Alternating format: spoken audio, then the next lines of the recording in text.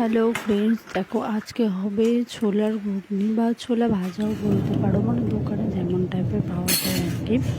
তো দোকানে আলু দেয় না, কিন্তু আমি আলু অ্যাড করবো এর মধ্যে। আসলে কি বলো তো, বুঝতেই পারছো আমরা বাঙালিদের আলুর প্রতি একটা ইমোশনই আলাদা, আর আমাদের বাড়িতে আলু সবাই খেতে ভালোবাসে। তো ফার্স্টে আমি ছোলাটাকে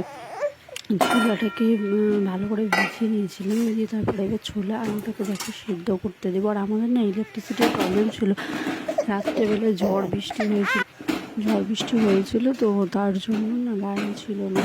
তো যাই হোক, ওভাবে লাইট জ্বেলে ভিডিও করছিলাম আর কি, চার্জার দিয়ে। তো দেখো আমি আলুটাকে আর ছোলাটাকে এখন সেদ্ধ করতে দিয়ে দিচ্ছি, আর ওর মধ্যে কিছুটা লবণ হলুদ দিয়ে ভালো করে নাড়িয়ে দেবো। নিয়ে এটা এখন আমি সেদ্ধ হতে দেবো।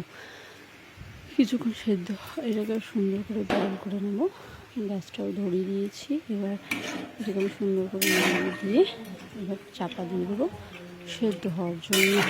আর বুঝতেই পারছো, ভয় দিচ্ছি, পাশ থেকে আমার ছেলে করছে, কথা বলছে আর কি।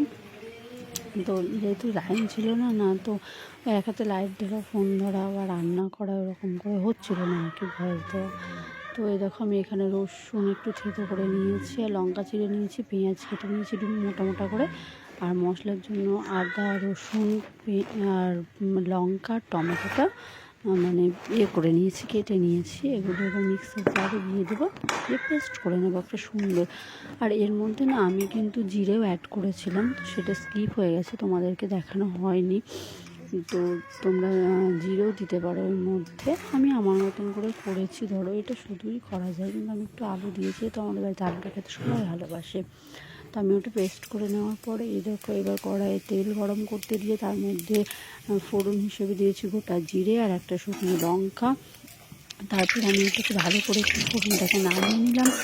দিয়ে নাড়িয়ে নেওয়ার পর আমি এবার এর মধ্যে অ্যাড করলাম কেটে রাখা পেঁয়াজগুলোকে, যে একটু মোটো মোটো করে পেঁয়াজ কেটেছিলাম। আসলে পেঁয়াজটা আমি এখানে বেশি ভাজবো না, কারণ এই ছোলা ভাজা বলে বা ঘুগনিটাই বলে, এটাতে একটু পেঁয়াজগুলো মিশে পড়লে মোটা মোটা থাকলেও কাঁচা টাইপের থাকলে সেটা বেশ ভালো লাগে। তো তাই জন্য আমি পেঁয়াজটাকে একটু বেশি ভাজবো না, হালকা একটু ভেজে আমি এর মধ্যে বাকি মশলাগুলোকে, যে মশলাগুলো মানে আদা বাটা, রসুন বাটা, লঙ্কা, টমেটো আর জিরে বাটার যে পেস্টটা করে রেখেছি, মানে সেটা এর মধ্যে অ্যাড করে দেবো। আর এর মধ্যে আমি অ্যাড করে সামান্য একটু লবণও দিয়েছিলাম, যে সেটাও স্কিপ হয়ে গেছে, বললাম যেহেতু লাইন ছিল না, লাইট ধরে এখানে ভিডিও করতে হচ্ছিলো, তাই জন্য প্রবলেম হচ্ছিলো, সেটা স্কিপ হয়ে গেছে, তোমাদেরকে দেখানো হয়নি। এতে আমি হালকা একটু লবণ আর হলুদ অ্যাড করেছিলাম, তোমাদের স্বাদ মতন দিয়ে দেবে। তো এরপরে দেখি আমি বললাম যে হালকা একটু পেঁয়াজটা ভাজবো, হালকা পেঁয়াজটা ভাজার পর আমি এর মধ্যে সেদ্ধ করে রাখি যে ছোলাটা সেটা অ্যাড করে দিলাম। দিয়ে এবার এটাকে দিয়ে আমি এটা একটু ভালো করে একটু নাড়াচাড়া করে নেব। সেদ্ধ ছোলাটা দিয়ে একটু নাড়াচাড়া করে নেওয়া, দেখে একটু হালকা, খুব বেশি যে ভাজবো সেটাও না, একটু হালকা হালকা করে জাস্ট মানে ভেজে নিতে হবে আমাদেরকে সেদ্ধ ছোলাটা দিয়ে নিই। তার মধ্যে কিন্তু আমি যে রসুন থেতোটা রেখে করে সেটাই কিন্তু অ্যাড করেছিলাম এই পেঁয়াজটা দেওয়ার পরে। যে রসুন থেতো আর লঙ্কাটা ছিঁড়ে রেখেছিলাম সেটা আমি অ্যাড করেছিলাম, ওটাও মিশে করলে আর কি ভালোভাবে খেতে, তাই দিয়েছিলাম। তো দেখো এবার আমি এগুলো একটু হালকা করে ভেজে নেওয়ার পর এর মধ্যে আমি ওই মশলাটা যেটা করে রেখেছি সেই মশলাটাই আমি অ্যাড করেছি। একটা করা প্রায় অনেকটাই ভাজা হয়ে যাচ্ছে আমার, অনেকটা বলতে কি একটু হালকা বেশি ভাজবো সেটা না। আর এবার তোমাদের এদিকে কেমন ঝড় বৃষ্টি হলো? আমাদের এখানে কিন্তু প্রচণ্ড খুব বৃষ্টি হয়েছে, আমার হালকা বৃষ্টি হয়েছে, কিন্তু ঝড়টা ভালোই হয়েছে, জানো তো প্রচুর আম পড়ে গিয়েছে আমাদের। এরকম মধ্যে মশলাটা অ্যাড করে দিলাম, এবং মশলা দিয়ে খুব সুন্দর করে এবার এটাকে আমি এটাকে মানে কষিয়ে নেবো খুব সুন্দর করে, যাতে ছোলাগুলোর ভিতরে সুন্দর করে মশলার ফ্লেভারটা হচ্ছে যায়। যতক্ষণ না অবধি এটা কষানো হচ্ছে ততক্ষণ অবধি আমি এটাকে সুন্দর করে কষাবো। আর গ্যাসের ফ্লেমটা লো করে দিয়ে ঢেকে আমি এটা কষাবো।